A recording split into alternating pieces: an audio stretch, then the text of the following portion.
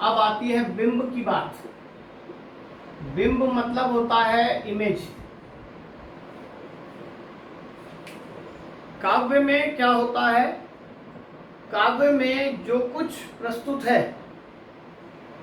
वो सब कुछ कवि ने देखा था खुद और उसका प्रस्तुतिकरण आपको दिया। लेकिन क्या हूबहू दिया या उसकी छाया दी? तो बिल्कुल छाया दी होगी। ठीक है,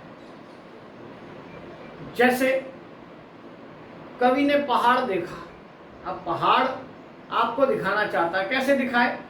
उसके पास कुछ नहीं है, उसके पास टूल है अपने क्या, शब्दों के। एक मिनट बस होल्ड करें।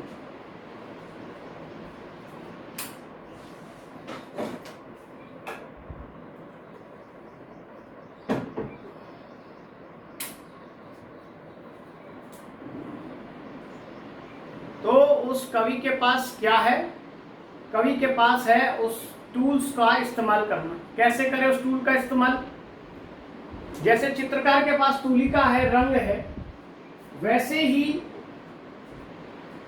ही कवि के पास है शब्द। और वो ऐसे शब्दों को रखता है जिससे कि जब आप उसे पढ़ें तो आपकी आंखों के आगे उस पहाड़ का चित्र बन जाए। अगर उसने कुछ खाया है, उसका उसे स्वाद पता है, वो चाहता है वो स्वाद आप तक पहुंचाए। अब कैसे खिलाए आपको चीज? वो नहीं खिला सकता, लेकिन शब्द ऐसे रखेगा जिससे कि आपके पास उसका स्वाद पहुंच जाए। हूबहू नहीं पहुंचेगा, उसकी प्रतिछाया पहुंचेगी। जैसे मैंने जो कुछ पढ़ा, जो कुछ समझा है, मैं चाहता हूँ 100% आप तक पहुंच जाए, लेकिन 100% नहीं पहुंचा सकता, उसकी छाया पहुंचा सकता हूँ। ठीक है, और उसके लिए जो इस्तेमाल कर रहा हूँ, जो शब्दावली, उसके थ्रू पहुंचाना चाहता हूँ। जैसा मैंने फील किया वैसे आप भी करें।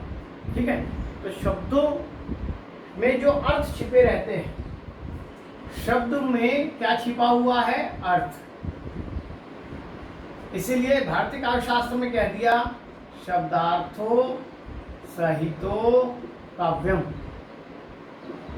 शब्द और अर्थ का सहभाव काव्य है। लेकिन केवल शब्द और उसमें छिपे अर्थ से हम तक चीजें नहीं स्पष्ट होती हैं। शब्द जब बोला जाता है और अर्थ तक पहुंचने के बीच में एक उसमें क्या पैदा होता है? बिंब पैदा होता है। जैसे ही मैंने बोला वारी वाह, तो वारी वाह बोलते ही आप तक अर्थ नहीं पहुंच जाता है। पहले वारी वाह बोलते ही आपके मस्तिष्क में बादल का चित्र बनेगा और आप तब उसके अर्थ से जुड़ेंगे। हमने भाषा के स्तर पर मानसिक संरचना भी देखी थी। पानी बोलते ही आप उसके मीनिंग से नहीं जुड़ते हैं, पहले आपके दिमाग में पानी का चित्र आता है। ठीक ऐसे ही शब्द और अर्थ के बीच में बिंब की इंपॉर्टेंस मानी गई। भारत में नहीं था बिंब का कॉन्सेप्ट, ये था पाश्चात्य में। पाश्चात्य में बिंब के प्रवर्तक हैं कौन? बिंब के प्रवर्तक हैं टी.ई. ह्यूम। इन्होंने बिंब की बात की कि काव्य में बिंब का होना बहुत जरूरी है। और भारत में बिंब की व्यवस्था को कौन लाया? भारत में बिंब को लाए कौन? तो वो हैं रामचंद्र शुक्ल। बहुत सी चीज ऐसी हैं जो पाश्चात्य काव्य शास्त्रियों ने हमसे ली और बहुत सारी चीज ऐसी है जो हमने उनसे ली। इस प्रकार एक दूसरे का सहयोग से यह सब चलता रहा है। ठीक है, और रामचंद्र शुक्ल ने बिंब की महत्ता स्वीकार करते हुए क्या कहा कि काव्य में केवल अर्थ ग्रहण से काम नहीं चलता है,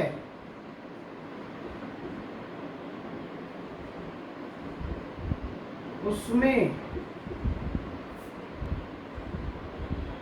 बिंब विधायिनी शक्ति होनी चाहिए।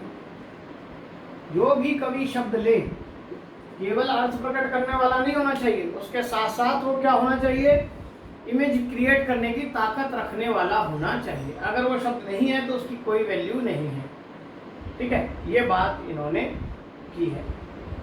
अब आइए इससे आगे की बात करें। ये तो हो गया जनरल हमारा पाश्चात्य का शास्त्र का एक हिसाब हुआ। वास्तव में हमने तो बिंब समझना है। अब बिंब का आधार क्या है, बिंब किससे बनते हैं? तो बिंब का आधार है इंद्रिय। बिंब का आधार कौन है? इंद्रियां, सेंस हमारी। अगर आपसे पूछे कि बिंब कितने प्रकार के हैं, बिंब के प्रकार, तो बिंब के उतने ही प्रकार होंगे जितनी हमारी इंद्रियां हैं। इंद्रियां कितनी है? 5। तो बिंब भी कितने हुए? 5। हमारी एक इंद्री है आंख, नाक, कान, जीभ और त्वचा। इस आधार पर 5 बिंब बने हैं। चाक्षुष बिंब, इसी का दूसरा नाम है दृश्य बिंब। नाक से नासिक्य बिंब, इसी का दूसरा नाम है घ्राण बिंब। इसी का तीसरा नाम है घ्रातव्य बिंब, किसी भी नाम से पुकारा जाएगा। कान, कान सुनते हैं इसलिए श्रव्य बिंब, इसका दूसरा नाम श्रवण बिंब। जीभ वाला रसना से संबंधित है, जीभ मतलब रसना, तो आस्वाद्य बिंब।